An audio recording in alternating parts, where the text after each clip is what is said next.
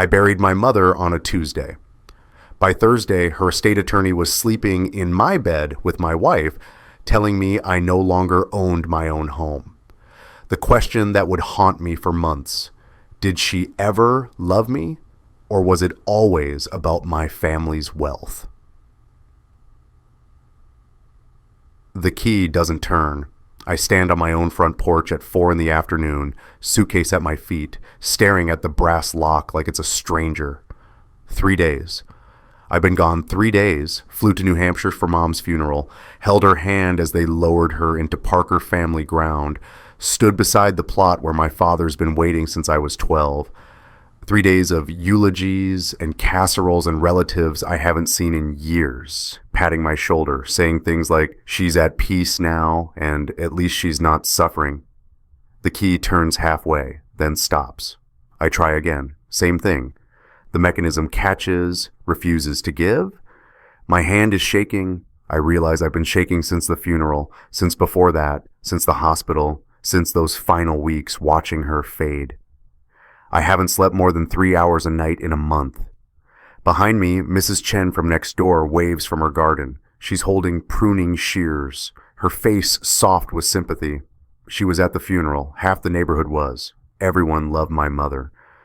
Eleanor Parker, the woman who organized the block parties, who brought soup when you were sick, who kept this Victorian house alive for 40 years after my father died. The house where I grew up, the house she gave me when I got married 12 years ago, kept living in the guest wing because she said she couldn't imagine being anywhere else. I wave back weakly, try the key a third time, nothing. My phone buzzes, a text from Rachel. "Where are you?" I stare at it. Where am I? I'm standing outside my own house. That's where I am. Our house. The house with the wraparound porch and the rose garden my great-grandfather planted in 1887. The house that's been in my family for 4 generations.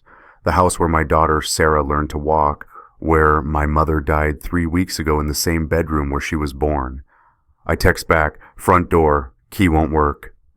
3 dots appear. Then, "Oh, right, wait there. Wait there." Something cold moves through my chest. I hear footsteps inside, not Rachel's light tread, heavier, a man's footsteps. The door opens. Greg Morrison stands in my entryway, wearing a dress shirt with the sleeves rolled up. No tie, top button undone. He's holding a glass of what looks like my scotch, the bottle Mom gave me for my 40th birthday, the one I was saving. For a second, neither of us speaks. Greg is 52, silver at the temples, the kind of confident that comes from 20 years of practicing estate law. He handled my mother's will. He sat at our dining room table 4 months ago, walking us through the documents while Mom was still coherent enough to sign. Rachel made coffee. I remember thinking how professional he was, how reassuring. "Daniel," he says now, like we're colleagues running into each other at the grocery store, "Rachel said you were on your way." I don't move. Can't move. My brain is trying to process why my mother's attorney is in my house, answering my door, drinking my scotch. "What?" My voice comes out hoarse. "What are you doing here?" Greg glances back into the house. "Rachel, your husband's here." "Your husband?" Like I'm a stranger, like this isn't my house. Rachel appears behind him. She's wearing a robe, my robe, the blue one Mom gave me last Christmas, and her hair is wet. She's been in the shower, our shower. Her face is calm, too calm. "Daniel." She crosses her arms.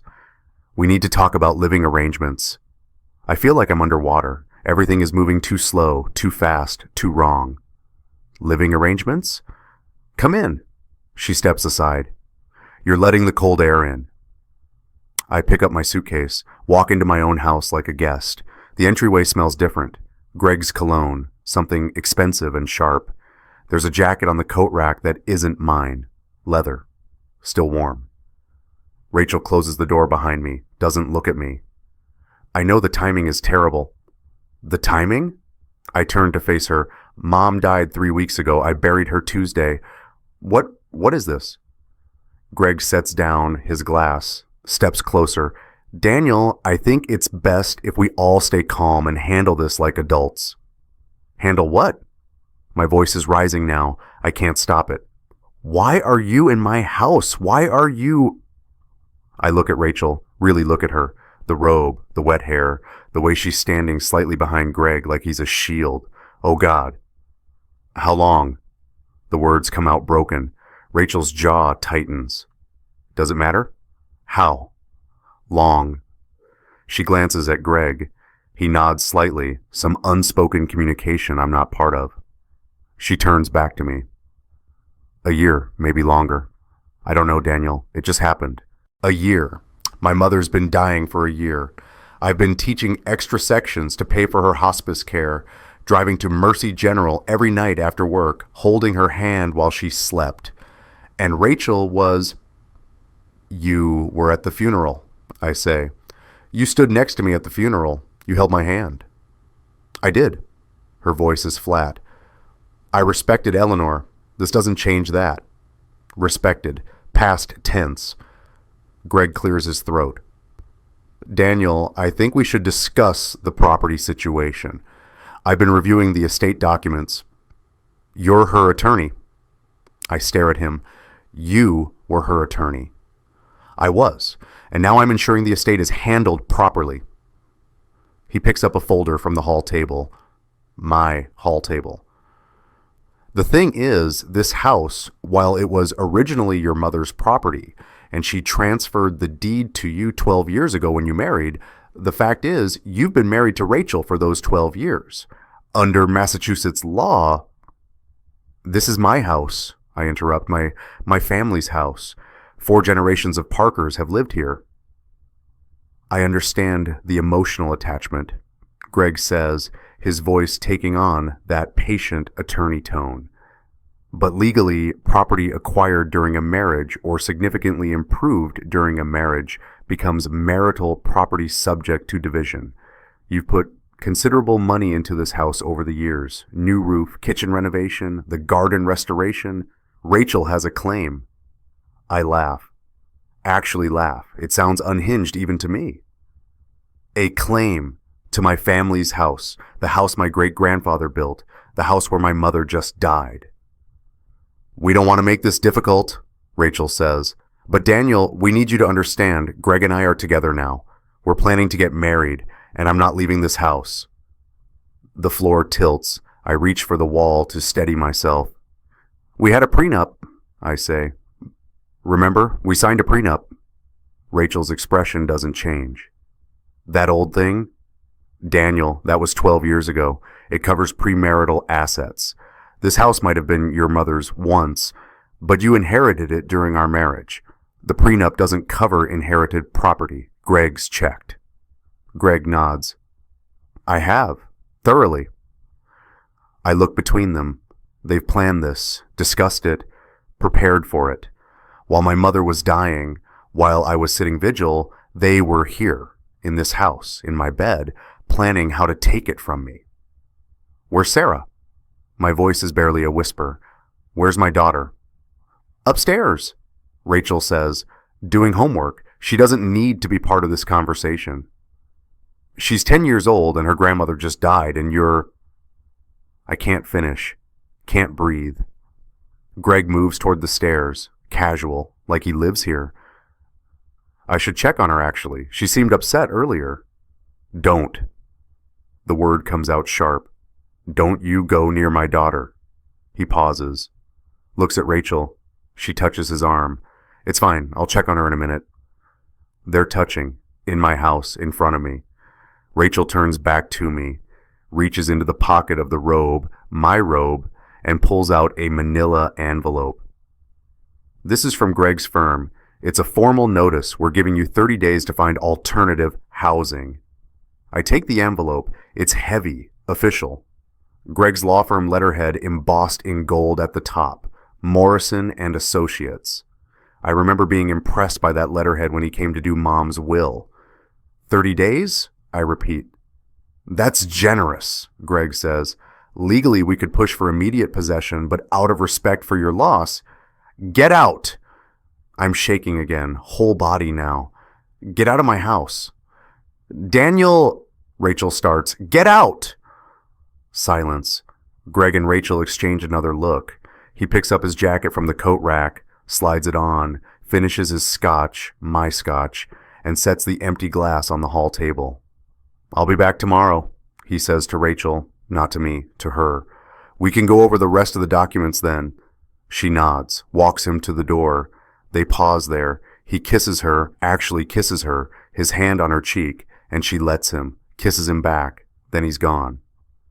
The door closes. Rachel turns to me. I know you're upset. Upset? The word is poison in my mouth. You think I'm upset? You'll understand eventually. We tried to make it work, Daniel. We really did. But you have to admit, we haven't been happy in years. My mother died 3 weeks ago. I know, and I'm sorry, but your mother's been dying for years, and during all that time I've been here, alone. You were always at the hospital, always at work, always. She stops, takes a breath. We grew apart. These things happen. I stare at her. This woman I married. This woman who stood in this entryway 12 years ago in a wedding dress, who promised to love me, who held our daughter when she was born, who I thought was grieving with me. The prenup, I start, won't help you. Greg's the best estate attorney in the state. He knows what he's doing. She tightens the robe's belt. I'm going to check on Sarah. You should probably start packing. The 30 days starts today. She walks upstairs, leaves me standing there holding the envelope in the house where I was born. I look around. The photos on the wall, 4 generations of Parkers.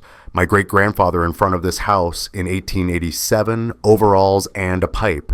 My grandfather in the garden, 1924. My father, 1956, age 16, leaning against the porch. My mother, everywhere.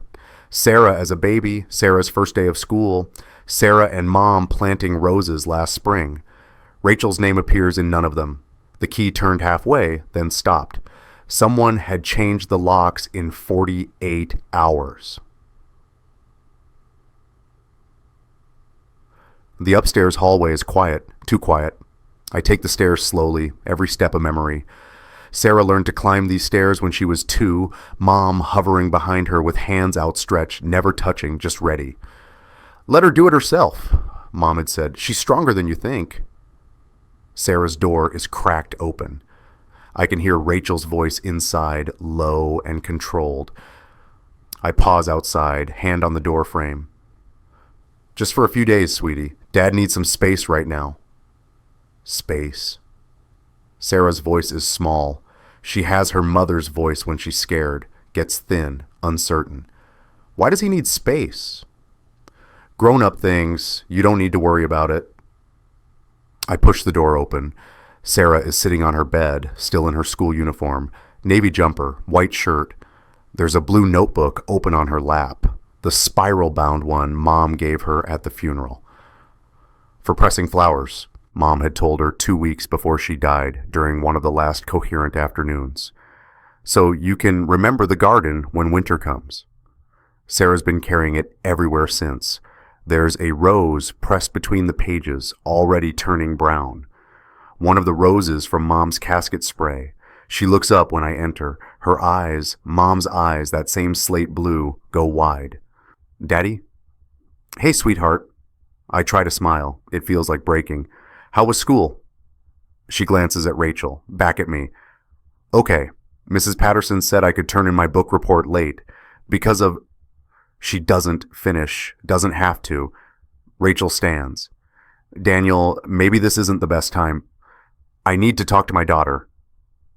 I don't look at her. Can't. If I look at her right now, I'll say things Sarah shouldn't hear. Rachel's jaw tightens. 5 minutes. She walks past me, pulls the door closed behind her, not all the way, leaves it open a crack, listening. I sit on the edge of Sarah's bed. The room smells like her. Strawberry shampoo, the lavender sachets Mom made for her drawers. There's a photo on the nightstand. Sarah and Mom in the garden last summer, both wearing sun hats, covered in dirt, grinning. Dad? Sarah's voice wobbles. What's happening? How do you tell your daughter her world is ending? How do you explain that her mother is, that her home is... We're going to stay somewhere else for a little while, I say carefully. Just you and me. Like a hotel? Maybe. Would that be okay? She thinks about this, nods slowly. Then, can we bring Great-Grandma's flower book? The notebook. She means the pressed flower journal. Of course, whatever you want to bring. And Mr. Whiskers? Her stuffed rabbit, ancient and one-eared. Definitely Mr. Whiskers. She's quiet for a moment, then very softly, Is Mommy coming? I close my eyes. Not right away. Oh. Another pause. Is it because of the man who was here? My eyes open. What man? The tall man, Uncle Greg. She says it simply, matter-of-factly. He's been here a lot. When you were at the hospital with Great-Grandma, he was here. Uncle Greg. Like he's family. Like he belongs. Did Mommy... I stop. Choose my words carefully. Did Mommy tell you Uncle Greg was coming over? Sarah nods. She said he was helping with Great-Grandma's papers. He made coffee in the mornings sometimes. She looks down at her notebook. I didn't like him. Why not? I don't know. He was too smiley, like fake smiley. She traces her finger over the pressed rose. And he went into your and Mommy's room. With Mommy, they closed the door. My chest hurts, actual physical pain, like something breaking behind my ribs. Sweetie, I manage, when did this start? When did Uncle Greg start coming over? She scrunches her face, thinking. Long time ago, maybe last Christmas, he brought Mommy flowers once, big purple ones. Last Christmas, 14 months ago. Mom was still healthy then, still hosting Sunday dinners, still winning her garden club ribbons. Rachel told me the flowers were from her book club. Dad. Sarah's eyes are filling now. Did I do something wrong? What? No. Baby, no. Then why are we leaving? Why can't we stay in our house? Her voice is getting higher, tighter. I want to stay in our house, Great-Grandma's house, the garden. Who's going to water the roses? She's crying now. Not loud, not dramatic, the way Mom cried during those last weeks.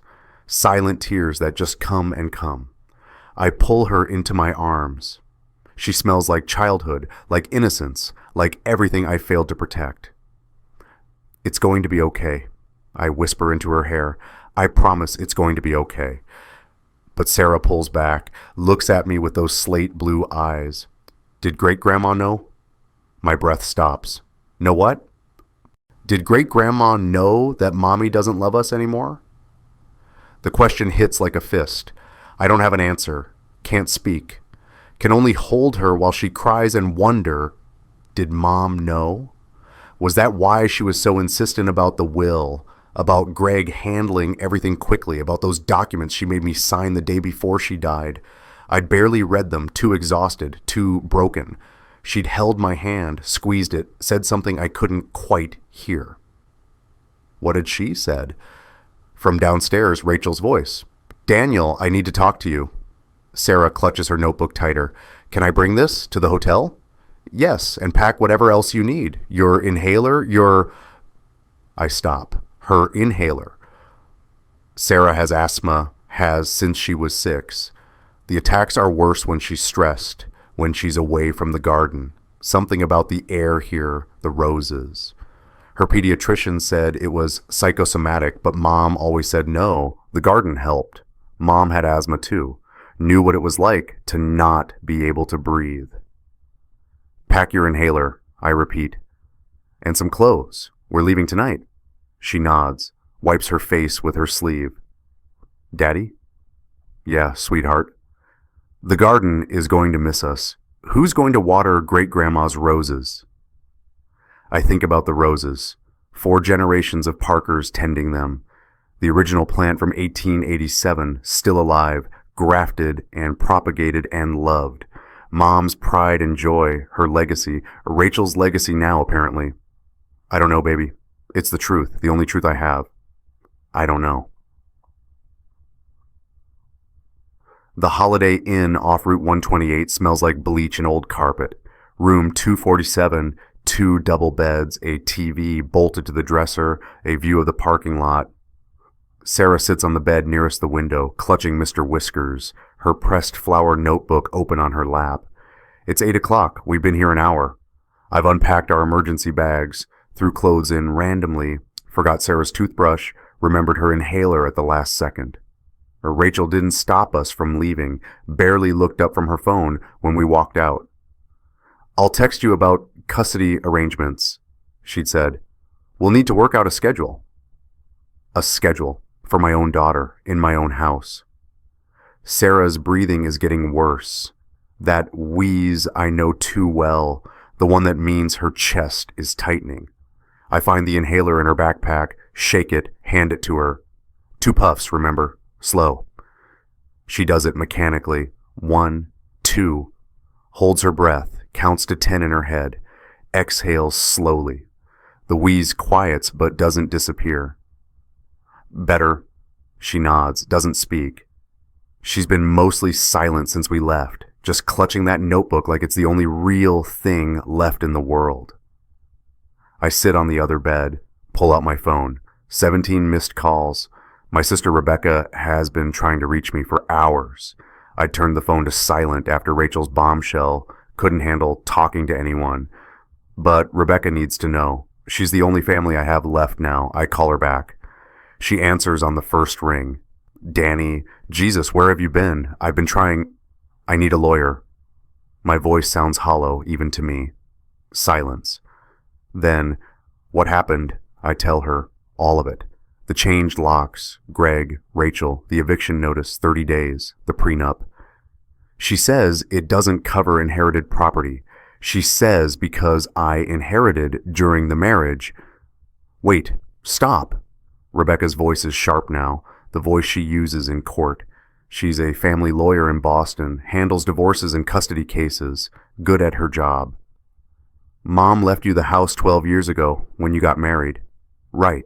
Rachel says that makes it marital property. Who told her that? Greg Morrison. He's Mom's estate attorney. I know. I met him at the funeral. Her voice is ice. Danny, he's sleeping with your wife? Apparently for over a year. While he was Mom's attorney? While he had access to all her documents? She's quiet for a moment. I can hear her pacing. That's a conflict of interest. Jesus, Danny, that's potentially criminal. Hope flickers, dim, but there. Really? Maybe, probably. I need to see the documents, the prenup, the will, anything Mom signed in those last months. Where are you? Holiday Inn, Route 128. Sarah's with me. How is she? I look at Sarah. She's tracing the pressed rows in her notebook with one finger, wheezing quietly. She's scared, I say. Her asthma's acting up. She's asking about the garden. Rebecca makes a sound that might be a sob, might be rage. Hard to tell. Okay, listen. Tomorrow morning, first thing, come to my office. Bring everything. The eviction notice, the prenup, anything Mom gave you to sign recently. We're going to fight this. Rebecca, don't argue. Just be there. 9 a.m. She pauses. Danny, did Mom seem worried in those last weeks? About Rachel specifically? I think back. Mom fading in and out, morphine dreams, brief moments of clarity. The day before she died, she'd grab my hand. Strong grip for someone so weak. Her eyes had been fierce. She made me sign something, I say slowly. I don't know what it was. I was so tired, I signed it. She said it was important. She said, I stop, because I'm remembering now. Her exact words whispered, this protects what matters. She said it protects what matters. I repeat it to Rebecca. More silence. Then, I need to find out what you signed tomorrow, 9 a.m. Don't talk to Rachel. Don't respond to Greg. Just come to my office. Okay. And Danny? Mom was sharp until the very end. If she made you sign something, there was a reason. She hangs up. I set the phone down. Look at the room. Generic art on the walls, air conditioner humming, the sound of someone's TV through the thin walls. This is where we sleep tonight. This is what we have now. Sarah's still not speaking, just sitting there, notebook open, one hand on her chest. The wheeze is getting worse again. I go to her, sit beside her on the bed. Another puff? She nods, takes the inhaler. 2 more puffs, slow and controlled.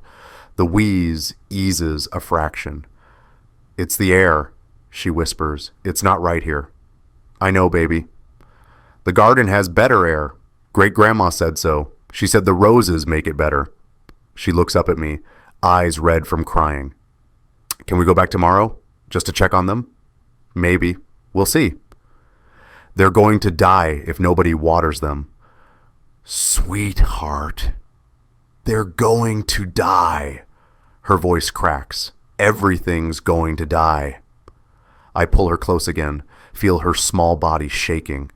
The inhaler falls onto the bed between us, rolls onto the thin carpet. Nothing's going to die, I say, even though I don't believe it, even though everything already feels dead. I pick up the notebook that fell from her lap. The pressed rose is loose, starting to crumble at the edges, beautiful and brown and dead. In the margin, in Sarah's careful handwriting, Great-grandma's funeral rose, October 22nd, the garden remembers. The garden remembers. I stare at those words, something my mother used to say when she taught Sarah to press flowers, to document the seasons.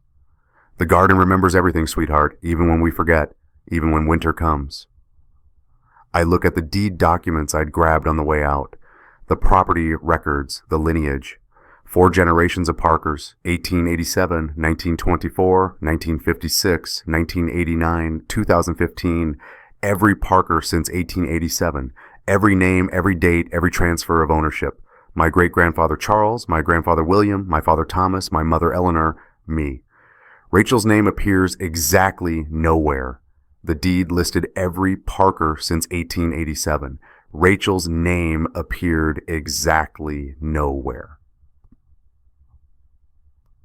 Rebecca's office is on the 16th floor of a glass building in downtown Boston.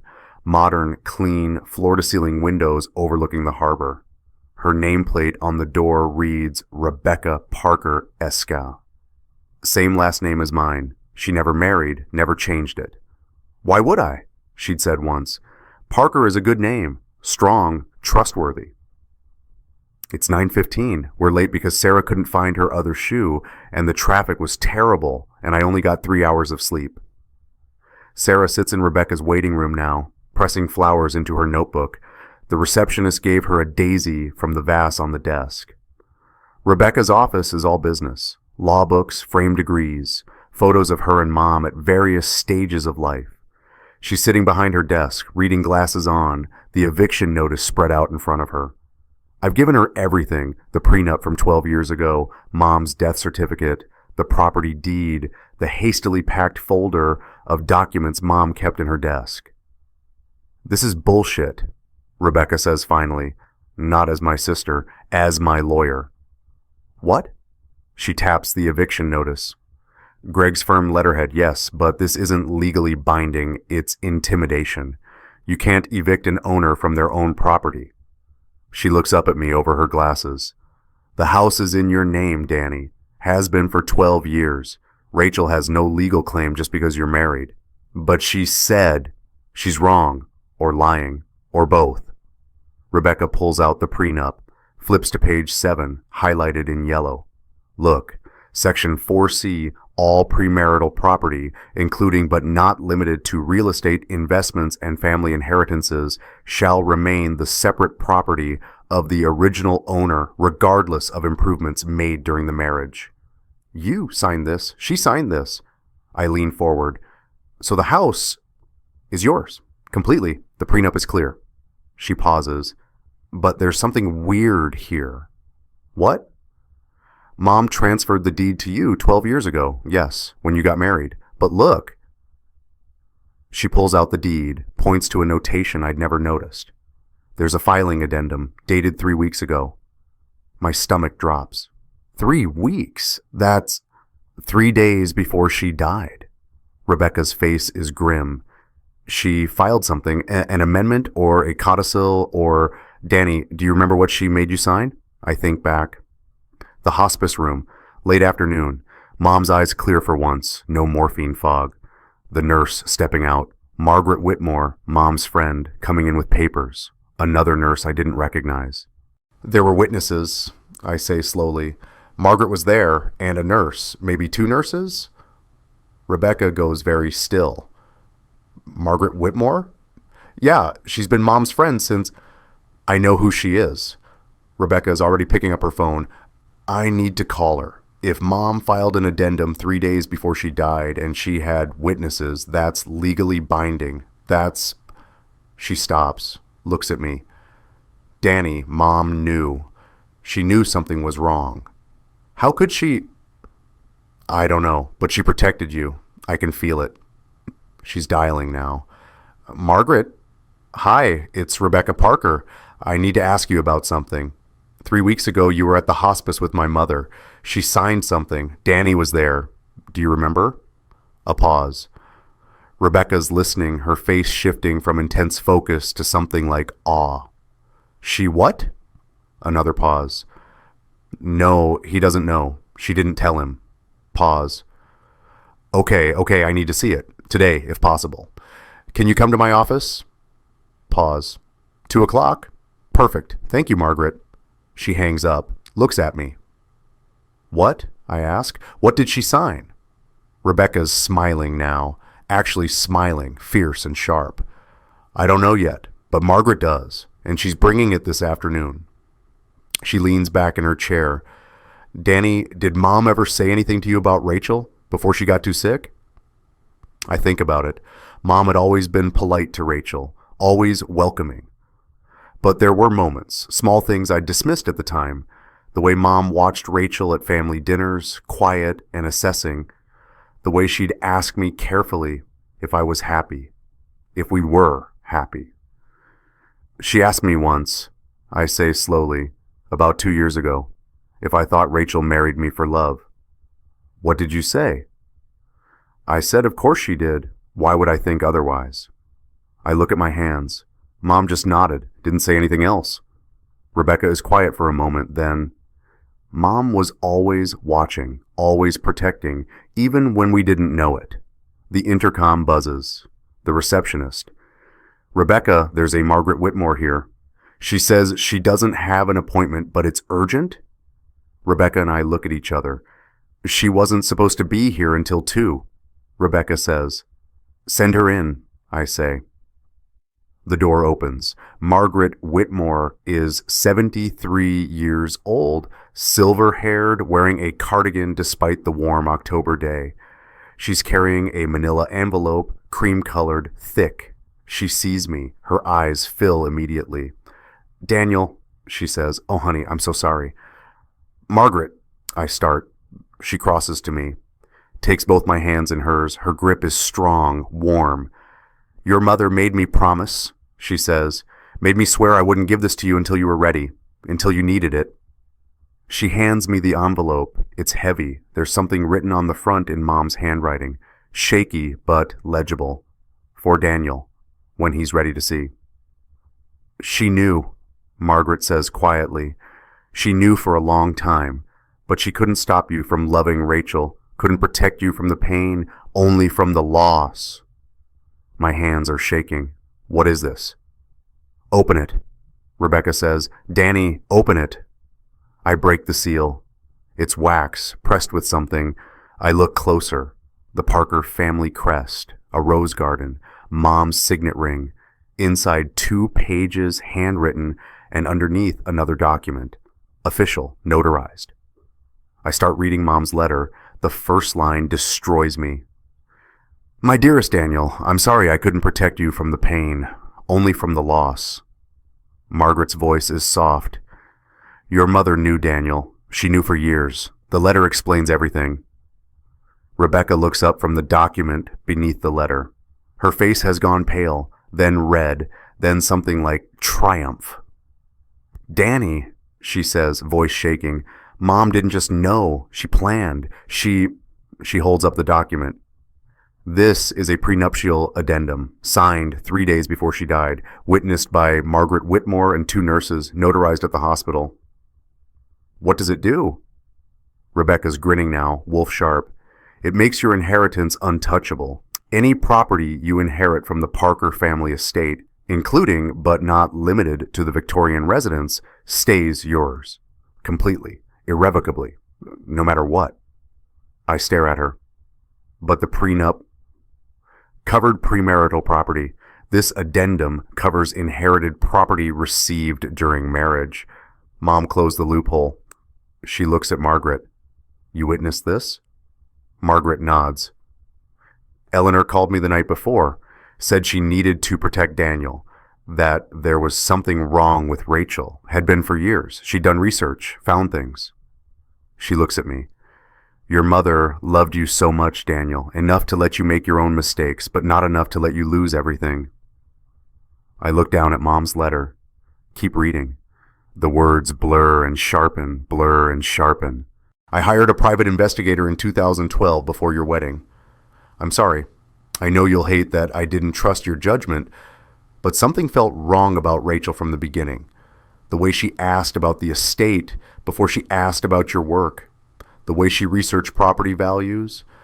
She didn't meet you by accident at that conference, Daniel. She knew you'd be there. Your colleague Michael told her your schedule. She planned it. I watched her at the wedding.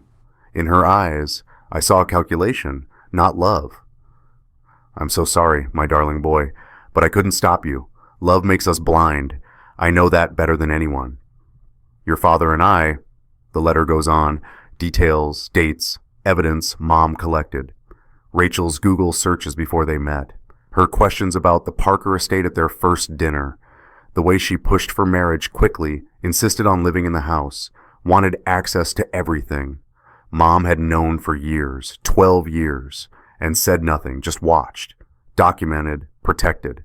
The final paragraph, the house is yours, Daniel, the garden is Sarah's. And the truth was always there. I couldn't speak it while I was alive, you had to learn it yourself. But I could protect what matters, make this house a home again, fill it with people who choose you, not your name, people who plant gardens, not bombs. All my love, Mom. I fold the letter carefully, look at Rebecca, Margaret. She knew, I say. She knew everything. Margaret wipes her eyes. She loved you enough to let you be wrong, Daniel. That's the hardest kind of love. Rebecca holds up the addendum. This is bulletproof. Greg Morrison has no idea it exists. Neither does Rachel. And it makes the house completely, legally, irrevocably yours. But Greg said, Greg's wrong. Rebecca's voice is steel. Or he didn't check thoroughly enough. Either way, we've got her. We've got both of them. I think about Rachel, about Greg, about the way they stood in my house, Mom's house, and told me I had to leave. The confidence, the certainty, the cruelty. They have no idea what's coming. What do? I ask. Rebecca's smile is sharp. We prepare. We gather every document, every piece of evidence, and then she looks at the prenup addendum, the letter, the wax seal. Then we show them exactly what happens when you try to steal from a Parker. Margaret squeezes my hand.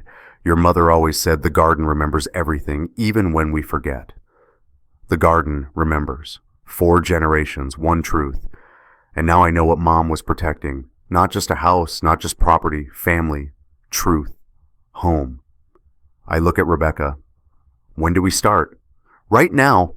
She's already pulling out files, making notes. First, we file a counter motion. Then we request Greg's records. Every communication with your mother, every document, every visit. If he was involved with Rachel while handling Mom's estate, that's a conflict of interest, maybe fraud. He'll know we're fighting back. Good. Rebecca looks up. Let him know. Let them both know. They thought they could take what wasn't theirs. They forgot who we are. Margaret stands. I should check on Sarah. Is she in the waiting room? Yeah, I say. She's not good. Her asthma. Margaret nods. The garden air. She needs it. She heads for the door, pauses. Daniel, your mother's last words to me, do you want to know what they were? I can't speak. Just nod. Margaret's voice is soft. She said, tell Daniel the truth always wins. It just takes time. She leaves. The door closes softly behind her. Rebecca and I sit in silence for a moment. Outside, the harbor sparkles in the October sun. The city moves on, oblivious. But here in this office, everything has changed. Danny? Rebecca's voice is quiet now. Did Mom seem worried those last few days? She seemed determined. I think about it. Like she was fighting for something. She was. Rebecca touches the addendum. She was fighting for you. I look at the letter again. Mom's shaky handwriting. Her final gift. I couldn't protect you from the pain, only from the loss. Rebecca's face went pale, then red, then something like triumph. Danny, we've got her, completely. Rebecca's paralegal arrives an hour later with coffee and a banker's box full of documents. Her name is Jennifer.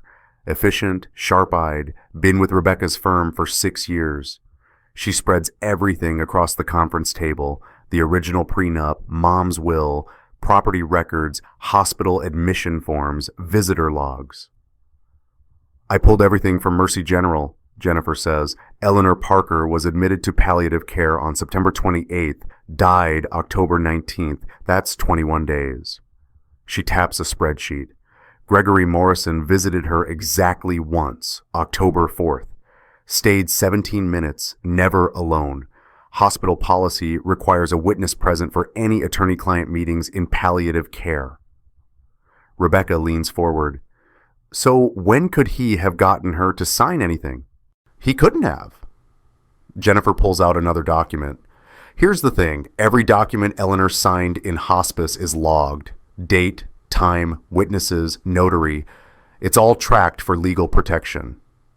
She slides a form across. The prenup addendum was signed October 16th, 3 days before she died. Witnesses, Margaret Whitmore, Patricia Cole, RN, James Donovan, RN. Notarized by Linda Chen, hospital notary. I stare at the form. Mom's signature is shaky but legible, determined. 3 days before the end, she was still fighting. Greg Morrison's name appears nowhere, Jennifer continues. He wasn't there, didn't witness it, probably doesn't know it exists. Rebecca is making notes, fast and focused. So the prenup addendum supersedes the original prenup. It explicitly covers inherited property received during marriage. That means the house is untouchable, Jennifer finishes. Rachel Parker has zero claim. The eviction notice is legally meaningless. I should feel relief, vindication, but all I feel is tired, hollowed out. There's more, Jennifer says quietly. She pulls out a flash drive. Margaret Whitmore dropped this off while you were reviewing documents. She said Eleanor recorded something, a video, the day she signed the addendum. Rebecca takes the flash drive, looks at me. Do you want to see it? I don't know if I can, but I nod. Jennifer sets up her laptop, plugs in the drive, the screen flickers, Mom appears. She's in the hospice bed, propped up on pillows. The oxygen tube is in her nose. She looks so small, so tired, but her eyes are clear. The video starts. Daniel. Mom's voice is weak but steady. If you're watching this, I'm gone, and you found the addendum. Good. She pauses, catches her breath. I need you to know I didn't do this to hurt you. I did it to protect what your great-grandfather built, what 4 generations of Parkers have protected. Your father would have done the same. Another pause. Longer this time. The nurse in the background adjusts her oxygen. I've known about Rachel for years. Since before you married her, I hired someone, a private investigator. I'm not proud of that, but something felt wrong from the beginning. Mom's hand shakes as she reaches for something off-screen, a folder. She opens it. Rachel Stanton, born 1984 in Hartford, Connecticut, graduated from UConn with a degree in marketing, but here's what you didn't know. Before she met you, she was engaged to a man named Marcus Whelan. Old money, Boston family. That engagement ended 6 months before your first date. My stomach drops. She didn't run into you at that literature conference, Daniel. She researched you. Your colleague, Michael, remember him? He told her you'd be there, gave her your schedule. She paid him. I have the receipts. The screen blurs. I can't breathe. At your first dinner, she asked about the Parker estate before she asked what you taught. She Googled property values, downloaded Massachusetts inheritance law PDFs. I have her search history. Michael gave me access to the conference computer she used. Mom coughs. The nurse moves closer, but Mom waves her back. I couldn't tell you. You were so happy. You were in love. And maybe I was wrong. Maybe she did love you eventually. But I couldn't risk everything your family built on maybe. She looks directly at the camera, at me. The house is yours, Daniel, completely. This addendum makes that absolute. Rachel can't touch it. Neither can Gregory Morrison, who, by the way, has been visiting your house 73 times in the past 18 months. The security system I installed last year, it logs everything. Dates, times, duration, I have all of it. 73 times while I was at the hospital, at work, teaching. I'm sorry you had to learn it this way. I'm sorry I couldn't protect you from the pain, but the house, your daughter's future, that I could protect. Mom's breathing is labored now. The nurse is saying something off camera. Make it a home again, Daniel. Fill it with people who stay, who plant gardens instead of bombs. Your daughter deserves that. You deserve that. She reaches toward the camera. Her hand shakes. The garden remembers everything, sweetheart, even when we forget. Especially when we forget. The video ends. The office is silent. I can't move, can't speak, can't process that my mother spent her final months, her final years, gathering evidence, protecting me, knowing that this day would come. Rebecca's voice is hoarse. She knew everything. 73 times, I hear myself say. Greg was in my house 73 times. Jennifer is typing rapidly. If she installed security cameras, the footage might still be accessible. Cloud storage, probably. Do you know the login? No. I stop. Think. Mom used the same password for everything. Our house number plus my dad's initials, 1842 TRP. Jennifer tries it. Her eyes widen. I'm in. Daniel, there are months of footage here. Every entry, every exit, time stamped.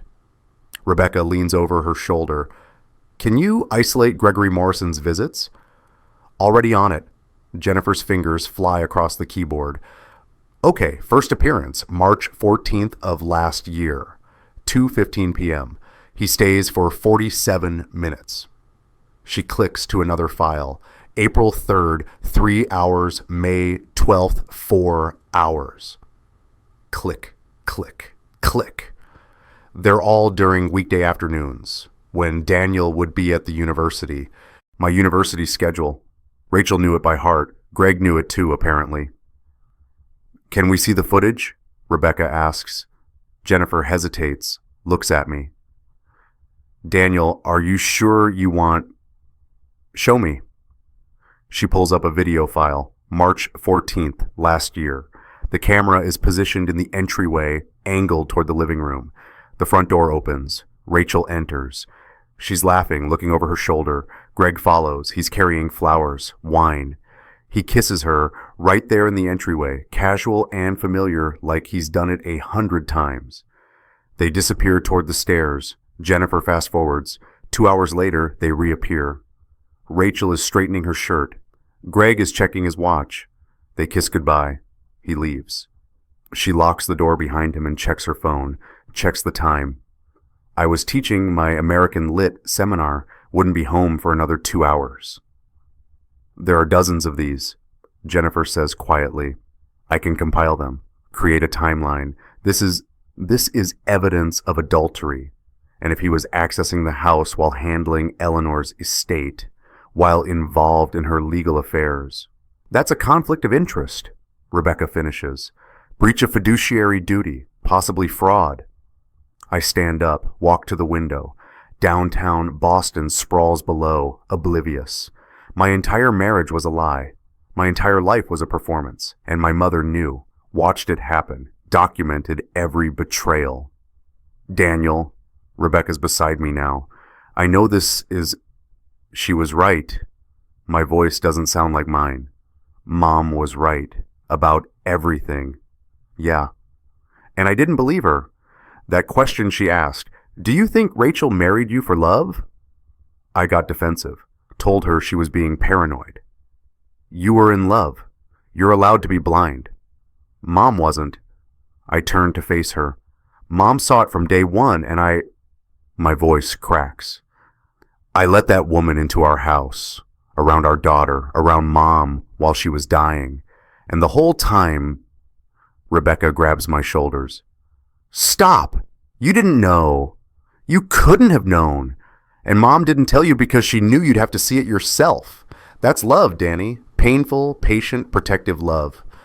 I close my eyes, see Mom's face on that video, the determination, the exhaustion, the absolute certainty. What do we do now? I ask. We file. Rebecca's voice is steel again. We file a counter motion to dismiss the eviction notice. We file for immediate custody of Sarah, sole custody, citing Rachel's affair and instability. And we request a full audit of Gregory Morrison's handling of Eleanor's estate.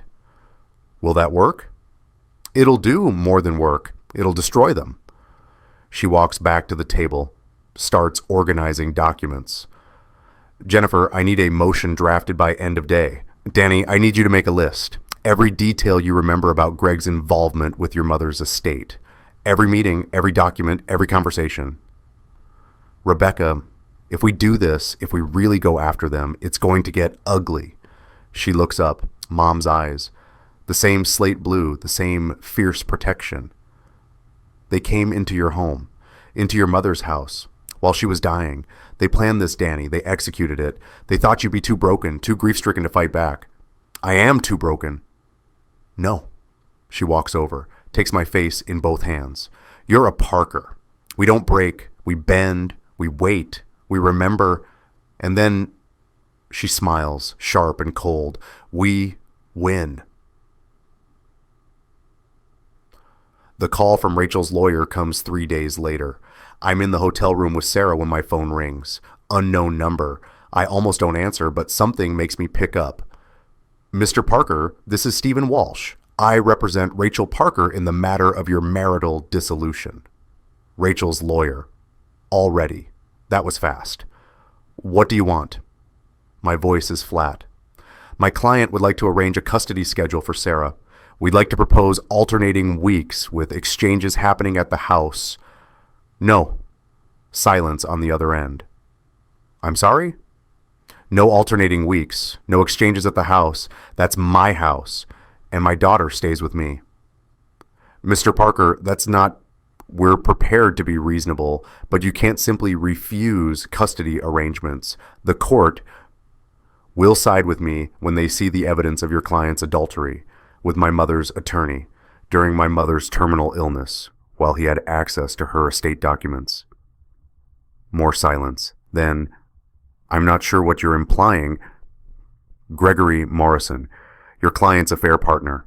He's been visiting my house 73 times in 18 months. I have video evidence, time-stamped. Would you like me to send it to you? Or should I just submit it directly to the court? I can hear him breathing, recalculating. Mr. Parker, perhaps we should arrange a meeting to discuss this more. No meeting. Tell your client she can see Sarah with supervised visitation, 2 hours twice a week at a neutral location, not at my house. That's completely unreasonable. What's unreasonable is trying to evict me from my own property. What's unreasonable is changing the locks while I was burying my mother. What's unreasonable is using my daughter as leverage in your client's real estate scheme. Sarah looks up from her notebook. She's been adding more flowers, daisies from Margaret, a maple leaf from the hotel parking lot.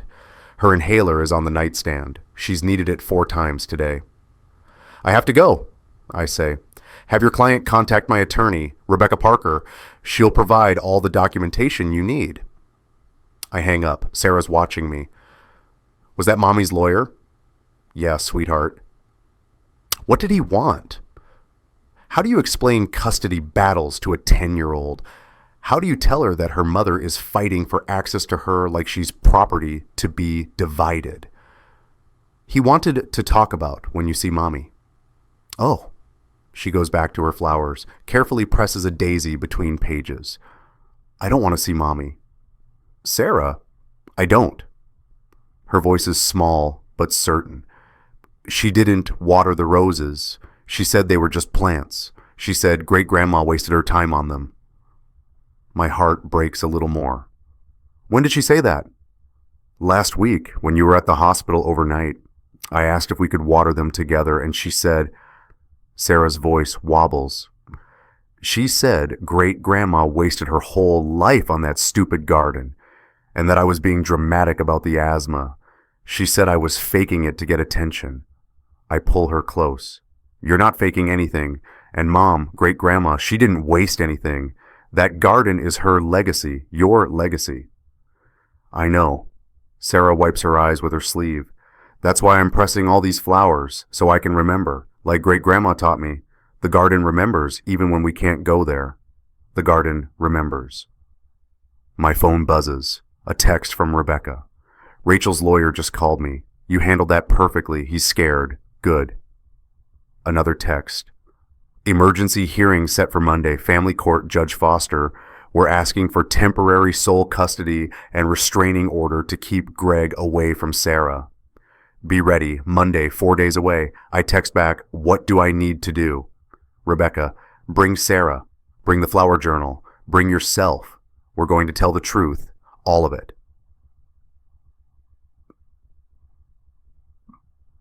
Saturday morning, Rebecca calls. We have a problem. I'm making breakfast, hotel waffle maker, Sarah's favorite, when my phone rings. Sarah's still asleep, curled around Mr. Whiskers, her inhaler tucked under her pillow. What problem? I ask, stepping into the bathroom so I won't wake her. Greg filed something, a codicil to your mother's will. Rebecca's voice is tight with fury. He's claiming Eleanor verbally promised him 15% of the estate's value for services rendered in her final months. What? That's Mom would never... I know, but he filed it 2 weeks after her funeral, claims she told him during one of their meetings. They only had one meeting. Jennifer pulled the hospital logs. Exactly, which is why this is complete bullshit. I hear papers shuffling. He's claiming it was a deathbed promise. No witnesses, conveniently, just his word as her attorney. Can he do that? He can try. Whether it holds up is another matter. More shuffling. I'm having the document analyzed. Something feels off. The signature, I don't know, Danny. It doesn't look right to me. What do you mean? Mom's signature in her final weeks was shaky. All her documents show that the prenup addendum, her medical forms, everything. But this codicil signature, it's too steady, too confident. The bathroom tile is cold under my bare feet. Are you saying... I'm saying I want a handwriting expert to look at it, and I want to depose the nurses who were present during Greg's only visit, because if he forged a dying woman's signature to steal from her estate... Rebecca's voice goes cold. That's not just civil fraud, Danny, that's criminal. How long will the analysis take? Couple days. I've got an expert lined up, works with the DA's office, does forgery cases. If this is fake, we'll know by Monday. Monday, the custody hearing. Rebecca, if Greg committed fraud against Mom's estate, it changes everything. It proves he's not just Rachel's affair partner. He's a predator who exploited access to a dying woman, betrayed his fiduciary duty, and potentially committed a crime. She pauses.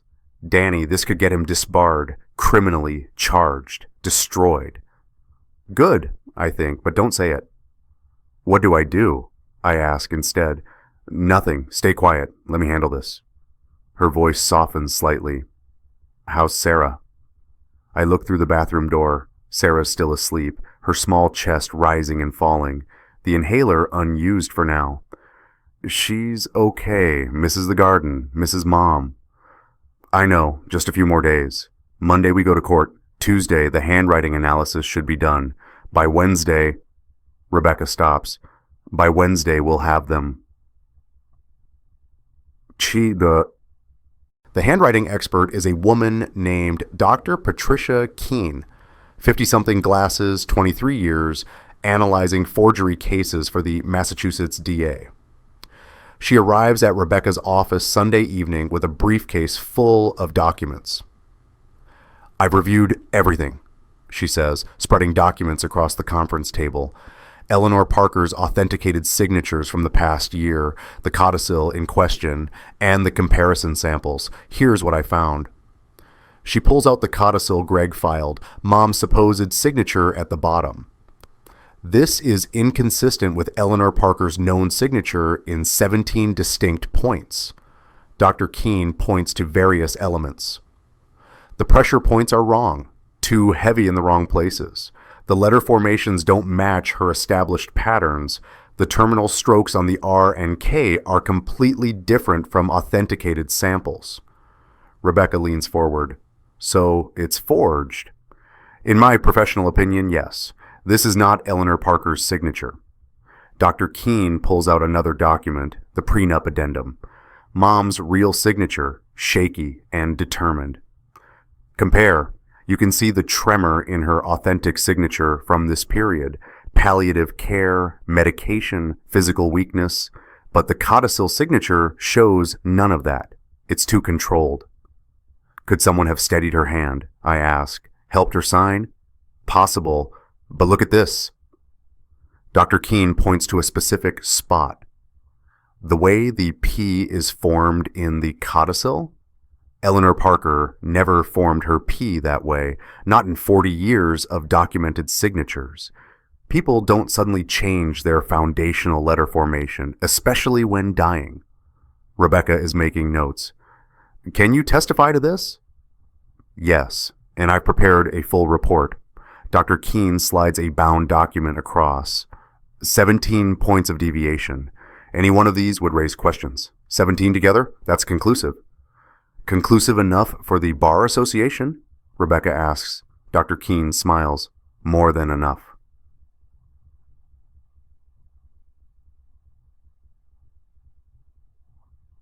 I can't sleep that night. Sarah's finally resting peacefully. The hotel doctor prescribed a stronger inhaler, and it's helping. But I lie awake, staring at the ceiling, thinking about Greg's signature on that codicil. The audacity of it. The calculated cruelty. He forged my mother's signature, tried to steal from her estate, from Sarah's inheritance. My phone buzzes, a text from an unknown number. You're making a mistake. Drop the custody fight. We can work this out. Rachel. I stare at the message. Type back, you changed the locks on my mother's house while I was burying her. There's nothing to work out. 3 dots appear, disappear, appear again. That house should be ours. I put 12 years into that marriage. I earned it. You earned nothing. You planned this before we even met. I have proof. The dots stop. No response. Another text. Different number. Mr. Parker, this is Gregory Morrison. I think there's been a misunderstanding about your mother's final wishes. I'd like to discuss this privately. Greg now. Directly. I should ignore it. Rebecca told me not to engage, but I type back, there's no misunderstanding. You forged her signature. I have a handwriting expert's report. See you in court. Send. Within seconds, my phone rings. Greg's number. I let it go to voicemail. He calls again. Again, 4 times in a row. Finally, a voicemail. Daniel, I don't know what you think you have, but I'm warning you. If you continue down this path, you're going to regret it. Your mother trusted me with her estate. She made certain promises. If you try to challenge that, you'll be dragging her name through court. Her memory, is that what you want for Eleanor? The threat is barely veiled. But he sounds scared, defensive. I save the voicemail. Forward it to Rebecca with a text. He's panicking. Rebecca responds immediately. Good. Let him panic. Don't respond. Don't engage. Tomorrow we show the judge everything. Tomorrow, Monday, the custody hearing. I look at Sarah sleeping. At her pressed flower journal on the nightstand, stuffed with memories of a garden she can't access, of a great-grandmother who protected her even after death. The garden remembers everything. Tomorrow, we make sure the court remembers too.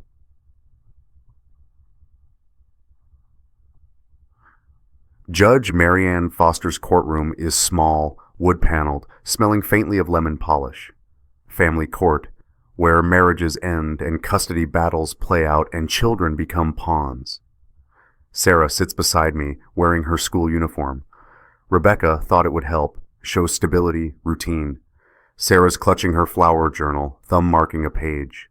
Margaret is here too, sitting in the gallery, moral support.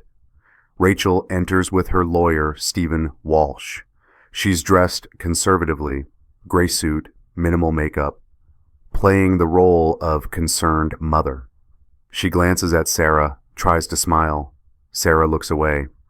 Then Greg enters. He's not part of this hearing. It's just about custody, but he's here anyway. Sits in the back row.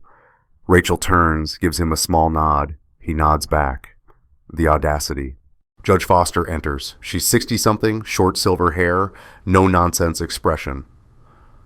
Be seated. Case number 2024 FC 8847, Parker v. Parker, emergency custody hearing. Counsel, we're here because Mr. Daniel Parker has requested temporary sole custody of the minor child, Sarah Parker, age 10. Mrs. Parker is contesting. Let's hear from the petitioner first. Rebecca stands. Thank you, Your Honor. This is a straightforward matter. Mrs. Rachel Parker engaged in an extramarital affair with Gregory Morrison, who was serving as the attorney for Mr. Parker's mother's estate. During the affair, which lasted at minimum 18 months, Mr. Morrison had access to the Parker family home and to sensitive estate documents.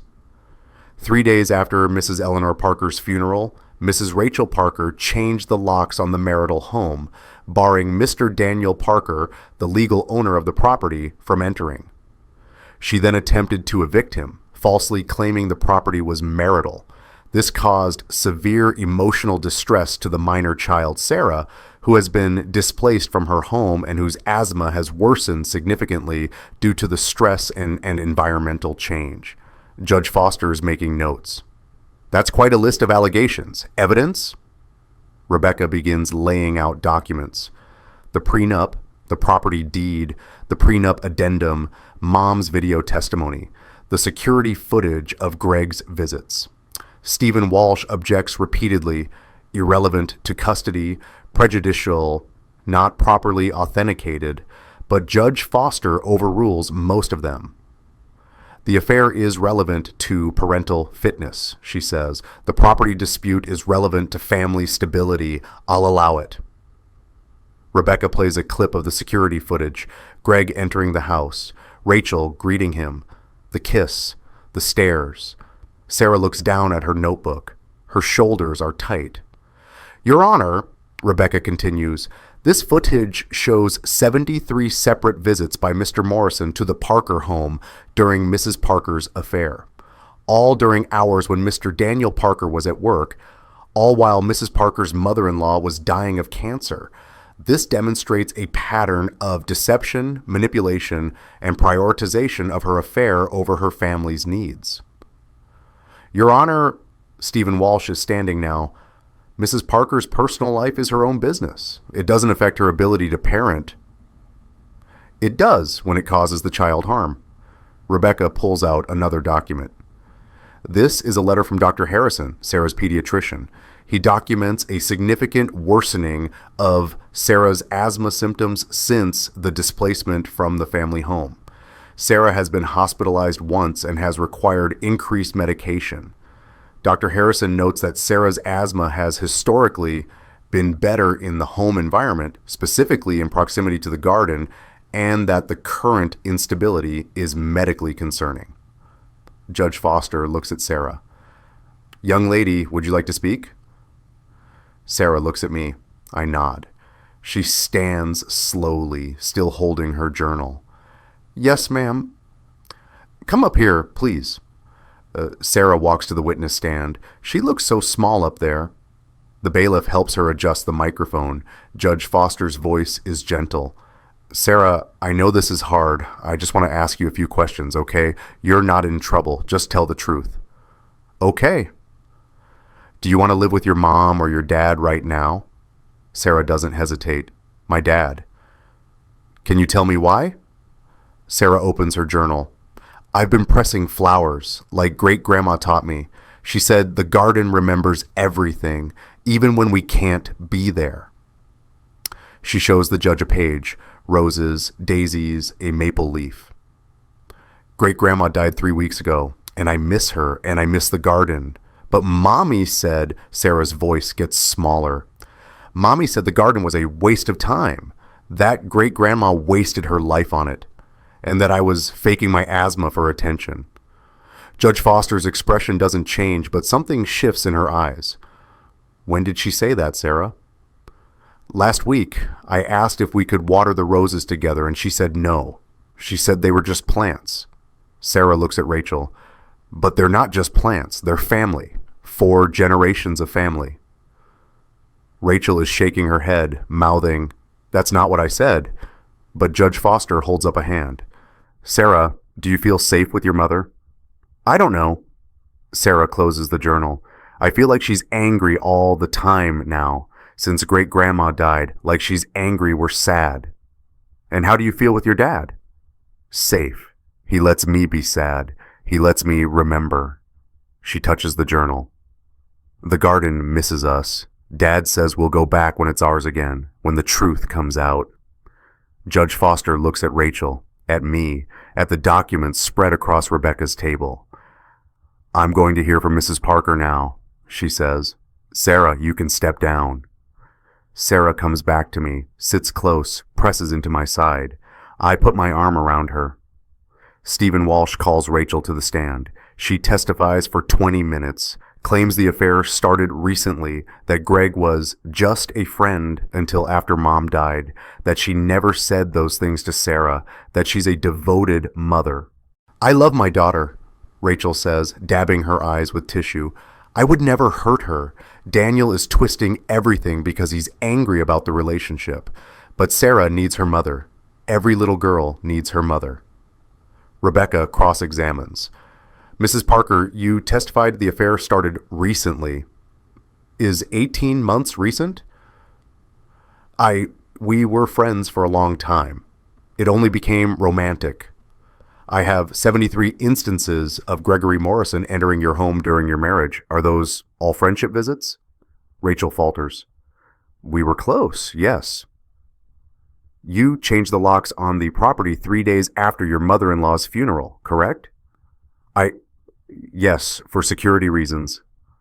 Security from whom? Your grieving husband? I needed space to move your affair partner into the family home. Objection. Stephen Walsh is on his feet. Argumentative. Sustained, Judge Foster says, but she's looking at Rachel like she's seeing something she doesn't like. Rebecca pulls out her final document. Your Honor, there's one more matter. Gregory Morrison has filed a codicil to Eleanor Parker's will, claiming she promised him 15% of the estate value. I have a handwriting analysis that conclusively shows the signature is forged. The courtroom goes silent. Greg stands up in the back row. That's a lie. Mr. Morrison, Judge Foster snaps, sit down. You're not a party to this hearing. He sits, but his face is red. Rachel is staring at him, something like fear in her eyes. Rebecca hands the handwriting report to the judge. Dr. Patricia Keene analyzed the codicil signature, 17 points of deviation from Eleanor Parker's authenticated signatures. This is fraud, Your Honor, criminal fraud against a deceased woman's estate.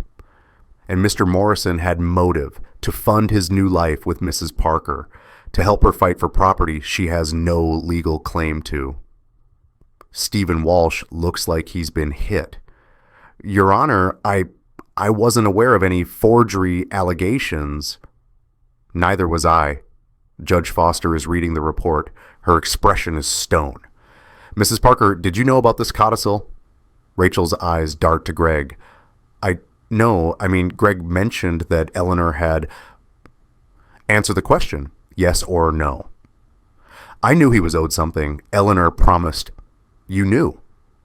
Judge Foster closes the report. You knew your affair partner was making claims against your deceased mother-in-law's estate, while pursuing control of her property, while attempting to evict her son. Rachel's lawyer is trying to whisper something to her, but she's not listening. She's staring at Greg, and he's staring back, and I can see it, the plan falling apart. The confidence cracking. Judge Foster sets down the report. Here's my ruling. Temporary sole custody to Daniel Parker. Rachel Parker is granted supervised visitation 2 hours twice weekly at a neutral location until further hearing. Mr. Parker is confirmed as the rightful owner of the property at, she checks the deed, 1842 Thompson Street, and Mrs. Parker is ordered to vacate within 72 hours. Your Honor, Stephen Walsh tries. I'm not finished. I'm also referring this matter to the State Bar Association regarding Gregory Morrison's conduct. If these forgery allegations have merit and the handwriting analysis is compelling, Mr. Morrison will face disciplinary proceedings, potentially criminal charges. Greg is on his feet again. This is ridiculous. I served Eleanor Parker faithfully. Bailiff. Judge Foster doesn't even look at him. Please escort Mr. Morrison from the courtroom. If he continues to disrupt proceedings, he can wait in a cell. The bailiff moves toward Greg. He looks at Rachel. She looks away. Court is adjourned, Judge Foster says. Mr. Parker, you'll receive the full order by end of day. Mrs. Parker, comply with the vacation order, or I'll send the sheriff. Understood? Rachel nods. She's crying now. Real tears, not the performance from earlier. The judge stands, exits. For a moment, no one moves. Then Greg storms out, the bailiff close behind. Rachel's lawyer is gathering his papers, face grim. Rachel just sits there, mascara running, staring at the table. Sarah tugs my sleeve. Can we go home now, Daddy? Yes, sweetheart. I look at Rebecca. She's smiling, fierce and triumphant. Yeah, we can go home. The eviction happens on Thursday, 72 hours after Judge Foster's ruling, exactly as ordered. I stand across the street with Sarah and Rebecca, watching the sheriff escort Rachel from the house. My house, Mom's house, the house that's been Parker property for 4 generations. Rachel's carrying a suitcase. Just one. The sheriff gave her an hour to pack essentials. Everything else can be retrieved later under supervision. She keeps looking back at the house, at the porch, at the garden where the late October roses are fading. Greg's car pulls up. He gets out, starts toward her. The sheriff steps between them. Sir, you need to step back. I'm here to help her. Step back. Greg stops, looks at Rachel. She's crying, mascara running again. He reaches for his phone, makes a call, turns away from her. Sarah watches this from beside me. Her hand is in mine, small and warm. Is Mommy going to be okay? She asks quietly. She'll figure it out, I say. Because what else can I say? That her mother chose this? That her mother gambled everything and lost? Rachel puts the suitcase in her trunk, looks across the street, sees us. For a moment, we just stare at each other. 12 years of marriage, a daughter, a life, all of it collapsing into this single moment of terrible clarity. Then she gets in her car, drives away. Greg's still on the phone, arguing with someone, his voice carrying across the street. Told you, it's a misunderstanding. The signature is authentic. I have documentation. He hangs up, looks at the house, at me. His face is red, jaw tight. He gets back in his car and peels out, tires squealing. Rebecca exhales. Well, that's done. The sheriff hands me a new set of keys. Property's secured, Mr. Parker. All locks have been changed again. You're clear to enter. I take the keys. They're warm from his pocket. Official, final. Thank you. He nods, leaves. Sarah tugs my hand. Can we go inside now? I want to check on the roses. We cross the street, walk up the porch steps, the same steps 4 generations of Parkers have climbed, the same boards that creaked under my great-grandfather's boots in 1887, under my grandfather's Sunday shoes, under my father's work boots, under Mom's gardening clogs. I unlock the door. The house smells different. Greg's cologne is fading, but still there, a ghost. Rachel's perfume lingering.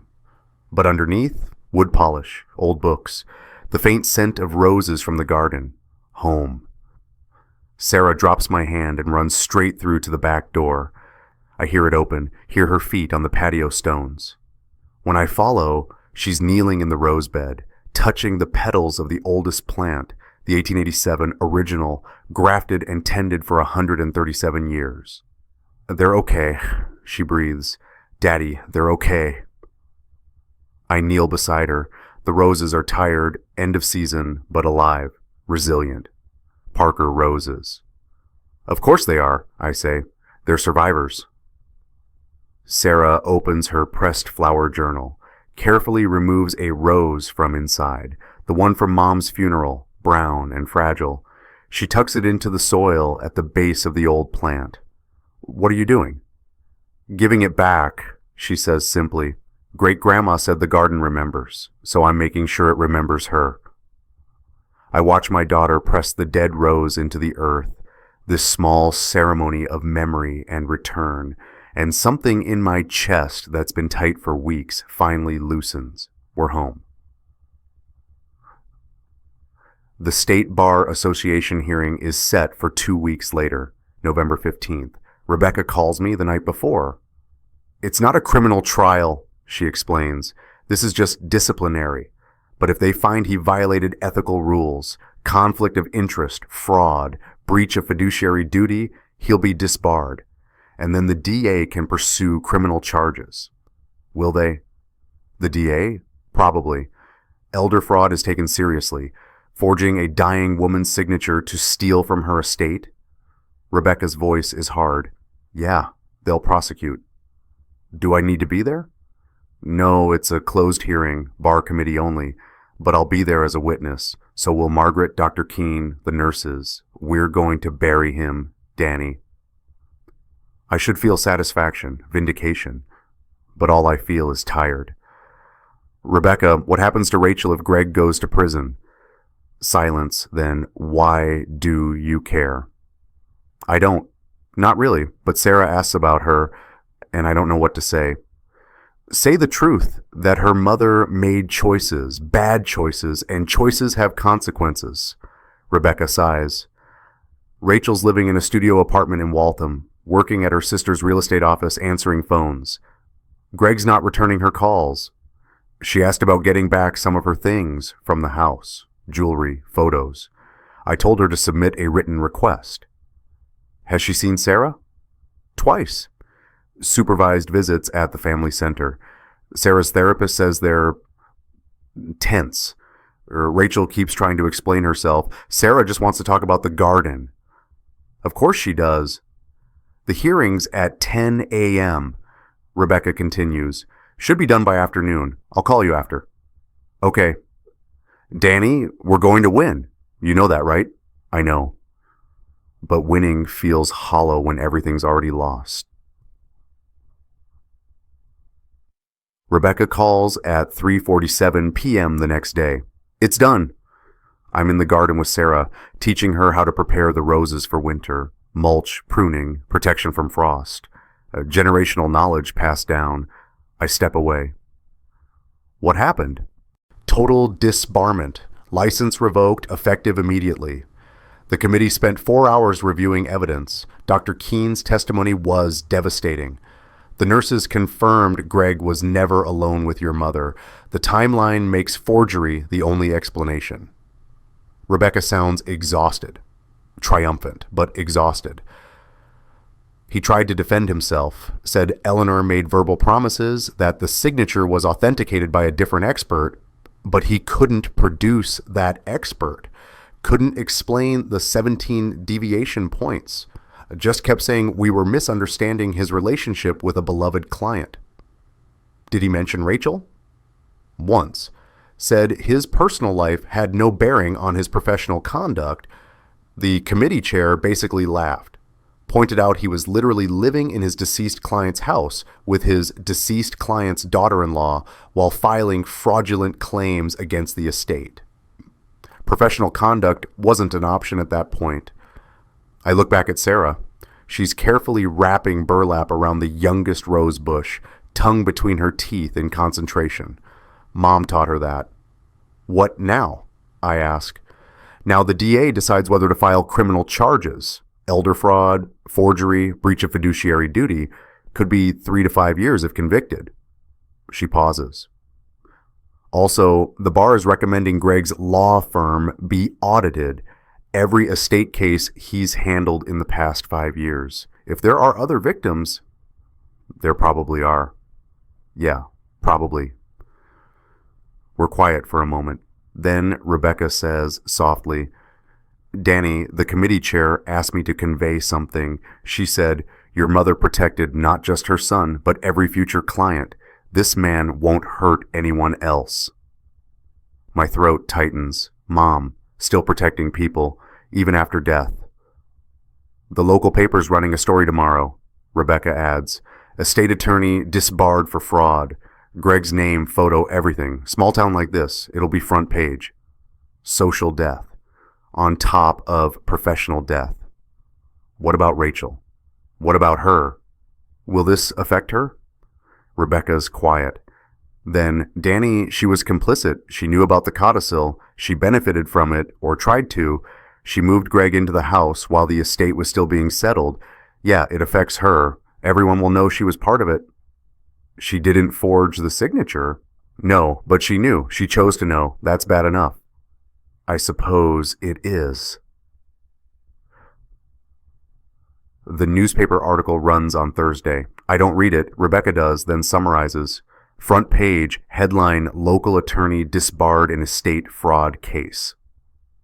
Greg's law firm released a statement saying they're shocked and dismayed, that they had no knowledge of his misconduct, that they're cooperating fully with authorities. She pauses. There's a quote from the Bar Association chair about protecting vulnerable clients, and one from the DA saying they're reviewing the case for possible criminal prosecution. What about Rachel? Mentioned in paragraph 5. Morrison was involved in a relationship with Rachel Parker, daughter-in-law of the deceased, and was residing in the Parker family home at the time of his disbarment. That's it. But in a town this size, everyone knows what residing in means. Sarah's school called that afternoon. Not about Sarah, about other parents. Some of them have been asking questions, the principal says carefully, about Rachel, about the situation. I wanted you to know there's been some discussion. Discussion. That's one word for it. Margaret calls on Friday. I was at the library this morning. The book club was there. Her voice is tight. Rachel used to be in that club. One of the women saw me, asked if it was true about the forged signature. I confirmed it. Daniel, I've never seen a group turn cold so fast. What did they say? Nothing to me, but I heard them talking after, about how Rachel manipulated everyone, how they'd welcomed her into the group, into their homes, how she'd betrayed Eleanor while Eleanor was dying. One woman, Linda Chen, the notary from the hospital, she said she'll never forgive herself for notarizing documents in the same building where that man was planning fraud. It's not Linda's fault. I told her that, but guilt doesn't listen to logic. Margaret sighs. Rachel came to the library while they were there, tried to check out books. They all went silent, just stared at her. She left without the books. Small-town justice, brutal and effective. The DA files charges on November 30th. Criminal complaint, 3 counts. Forgery of a legal document, larceny by fraud, elder abuse. Greg's arrested that afternoon, bail set at $50,000. Rachel posts bail. She uses money from her parents, her father's retirement fund. Rebecca hears about it through the court grapevine. He liquidated part of his 401k, $25,000, posted Greg's bail. Why would she do that? I don't know. Love, stupidity, sunk cost fallacy? Rebecca sounds disgusted. Greg's lawyer is trying to negotiate a plea, wants to avoid trial, avoid prison time, probation, restitution, community service. The DA's not interested. They want the maximum. Greg's trial is set for February, 3 months away, but he's already convicted in the court of public opinion. His law firm fired him the day of his arrest. Immediate termination, no severance. The firm sent a letter to every client he'd handled in the past 5 years, offering to review their cases for free. His country club revoked his membership. Ethics violation. His church, the one where he and Rachel were planning to marry, asked him not to attend services. Pending resolution of the criminal matter. His wife, the wife I'd forgotten he had, separated but not divorced, filed emergency custody papers for their 2 teenage sons. Full custody, supervised visitation only. Everything Greg had built over 23 years of legal practice, gone, within 2 weeks of disbarment. And Rachel? Sarah reports that Rachel missed their last supervised visit. Just didn't show up. The family center called, said Rachel called in sick. Did Mommy sound sick? Sarah asked me that night. I don't know, sweetheart. I think she was sad, not sick, just sad. Sarah presses a new flower into her journal, a chrysanthemum from the garden, deep burgundy.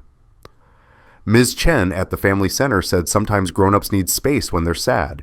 Is Mommy having space? Maybe. Oh, Sarah adds the date in careful handwriting. Can Mommy come see the garden when she's done having space? I want to show her how the roses are sleeping for winter. I don't know how to tell my daughter that her mother probably won't be coming back to this garden, that the woman who lived here for 12 years never really loved this place, never understood what it meant. We'll see, I say instead. The cowards answer, but Sarah just nods, closes her journal. The garden will wait. It's good at waiting. Christmas comes as Sarah and I decorate the house, just the 2 of us. Rebecca brings a tree, Margaret brings cookies, the neighbors bring casseroles, cards, gentle questions about how we're doing. We're okay, I tell them. We're home. That's what matters. Rachel sends a card. It arrives December 23rd, addressed to Sarah. Inside, a gift card to Target, $50, and a note. I'm sorry I missed our visits. I love you. Mom. Sarah reads it, sets it on the counter, doesn't use the gift card. Are you mad at Mommy? I ask carefully. No. She's making cookies with Margaret, pressing shapes from dough. I don't know. She doesn't feel like Mommy anymore. She feels like someone who used to be Mommy. Margaret and I exchange a look. Children see too much, understand too well. On Christmas morning, Sarah wakes me at dawn. Daddy, it snowed. Come look at the garden. We stand at the back door, still in pajamas, watching snow dust the sleeping roses. White on brown, clean and new. The old 1887 rose is just a tangle of branches now, but even dormant, it's beautiful, enduring. Great-grandma loved snow, Sarah says. She said it was the garden resting, dreaming. She did say that. Do you think she can see it now, the snow? Maybe. I think she can. Sarah leans into my side. I think she's watching, making sure we're okay. I put my arm around her. I think so too. 6 months later, spring comes slowly, then all at once. By late April, the garden is awake and reaching. Green shoots everywhere, the roses leafing out, budding, preparing to bloom. Sarah is thriving. Her asthma is better than it's been in years. Dr. Harrison is shocked. Whatever you're doing, keep doing it. She's like a different child. What we're doing is living here, in this house, in this garden, where she belongs. Rachel calls occasionally, asks to see Sarah. Sarah goes sometimes, supervised visits, neutral locations, brief and awkward. Rachel moved to Springfield, 2 hours away, working at a real estate office there, starting over. She and Greg aren't together. He's awaiting trial, living in a one-bedroom apartment near his lawyer's office. Rachel told Sarah she needs to focus on herself. Sarah reported this without emotion, like she was describing the weather. Margaret visits most weekends, brings tea, tells stories about mom and dad and the generations before. She's teaching Sarah the old garden techniques, companion planting, natural pest control, the best way to prune roses. Your great-grandmother would be so proud, Margaret tells Sarah one Saturday in April. They're planting peonies together, hands deep in the soil. I know, Sarah says simply. She tells me, in the garden. Margaret looks at me. I shrug. Children and their magical thinking. Or maybe not so magical. Maybe the garden does speak. Maybe Mom is here, in the soil, in the roses, in the spring air. Can we plant something for Great-Grandma? Sarah asks. Something that'll be here forever? Margaret and I look at each other. I think that's a perfect idea, Margaret says. We spend the afternoon researching, planning. Sarah wants roses, of course roses, but special ones. Heritage varieties, long-lived, beautiful. Like Great-Grandma, she says. Rebecca comes by after work, finds us covered in dirt and surrounded by garden catalogs. What's all this?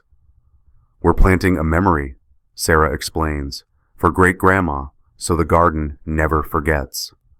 Rebecca kneels down, looks at the sketches Sarah's made. You know what else we could do? A bench with a plaque, a place to sit and remember. Sarah's face lights up. With her name on it? With whatever you want on it. Sarah thinks about this, then says very carefully, the garden remembers. Perfect. Rebecca looks at me. I know a guy. Makes memorial benches, does beautiful work. It takes 6 weeks to get the bench made. Copper plaque, cedar wood, crafted to last generations. The plaque reads Eleanor Parker, 1952-2024, The Garden Remembers. We dedicate it on a Saturday in early June. Just the four of us, me, Sarah, Rebecca, Margaret. Sarah reads a poem she wrote, Gardens grow with love and rain. Roots run deep through joy and pain. Seasons change, but some things stay. Love that grows the Parker way. She's 10 years old, and she understands more about legacy than most adults ever will.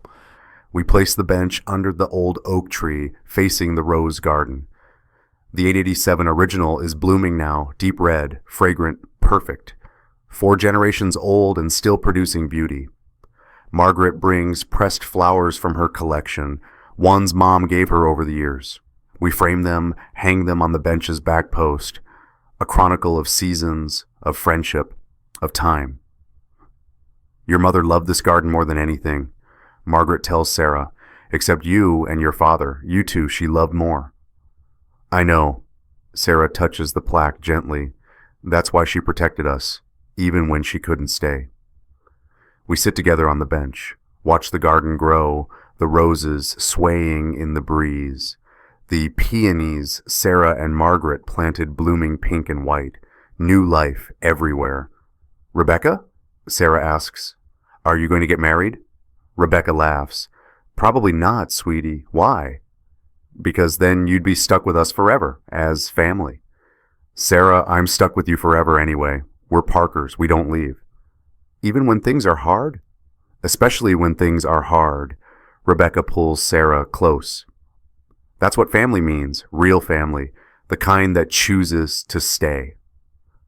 Sarah thinks about this, then opens her pressed flower journal, now in its 3rd volume, turns to a new section she started, People Who Choose Us.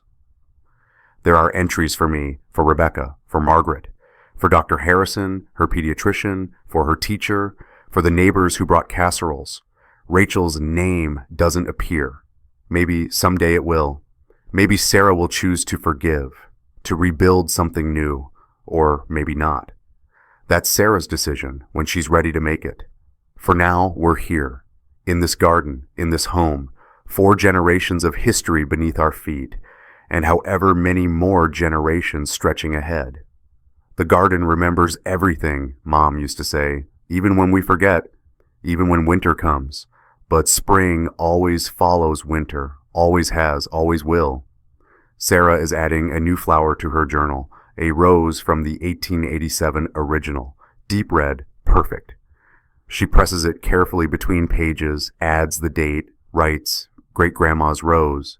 Still blooming, still beautiful, still here. Margaret puts her hand on my shoulder. Eleanor knew, she says softly. She knew you'd make it home. I almost didn't. But you did. That's what matters. You fought for what was yours, what was Sarah's, what was right. She looks at the garden, the house, the bench. This is a home again, Daniel, filled with people who choose each other, just like Eleanor wanted. I think about Mom's letter.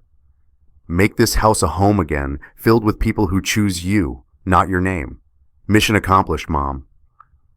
Rebecca stands, stretches. I should go, court tomorrow, but this was... She looks at the bench, the plaque, the blooming roses. This was perfect. Sarah hugs her goodbye, hugs Margaret, then comes to stand beside me, looking out over the garden we've tended together these past 6 months. Daddy? Yeah, sweetheart? Do you think Great-Grandma's happy about all of this? I look at the garden, 4 generations of love made visible. At the bench with her name, at the roses blooming, at my daughter, healthy and whole and finally home. Yeah, baby, I think she's happy. Sarah nods, adds one more line to her journal entry. 4 generations of Parker roses, and more to come. She closes the journal, looks up at me. I'm going to take care of them, you know, the roses, when I'm old like Great-Grandma, and then my kids will, and their kids, forever. Forever, I agree, because the garden remembers. The garden remembers. She takes my hand. We sit together on Mom's bench, watching the afternoon light turn golden on the roses. 4 generations of Parkers have sat in this garden, under this oak, tending these roses, watching seasons turn, planting, pruning, protecting. Some things break, marriages end, trust shatters, people betray you, but some things endure. Gardens, legacy, truth, family, the kind you're born into and the kind you choose. Rachel lost everything chasing things that were never hers. Greg destroyed a career for greed and lust. Both of them are somewhere else now, living with consequences, starting over. But we're here, where we belong, where 4 generations of Parkers have belonged. The garden remembers everything, 4 generations of truth in the soil. And now, so do we.